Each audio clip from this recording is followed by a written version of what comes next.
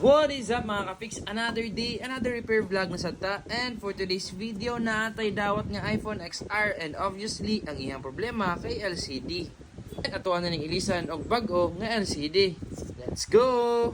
So, let's start. Open sa nato ni. Kaya para matest na to ang bagong LCD kung okay ba. First, itong lock nga duha ka book sa ilalom. Ano guys ha? Tralalali o tralala. Sipang tayo na guys, kung unsa di purpose nga nung damak do kayo kung kukutaas do kayo, mo ni purpose na unsa ka paspas. Di ba? Seconds to play lang. Umana dayon. Diba? Diba? Ang galing tag battery.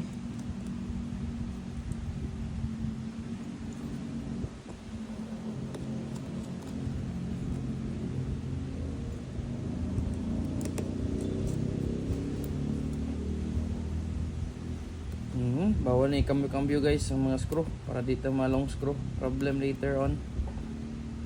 So dili pwede mag-shuffle as much as possible. Kung kaya i-memorize or kaya i-arrange yung tarong na lang para sure kaysa magmahay later,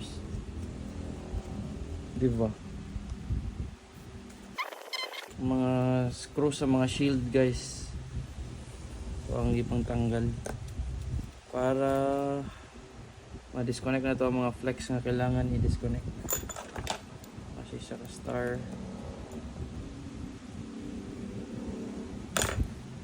tralalay o tralala wala pala yung kadungog Jose Marichan Bob, diba? Ting Jose Marichan naman ron Bob, wala palagi no. Try na tong new LCD.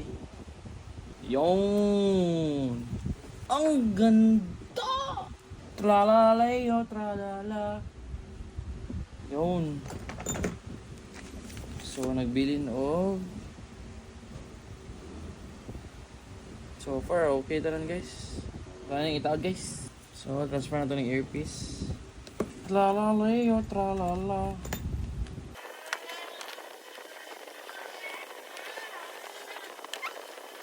Kaya nang itaot. Guys ha, itaod tanan balik ha. Tapos battery. Kanya na ito itaod. Ito sa i-check. Kaya basig na may problema. Tralalay o tralala. Ikaw na dito.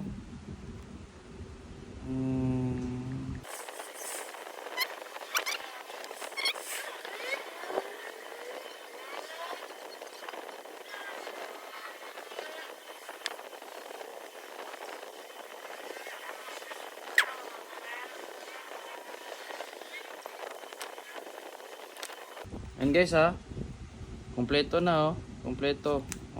Walay nakahoy na guys ha, walay kahoy. Walay gikahoyan. Tapos ang last duha. Alright. Thank you guys, okay na.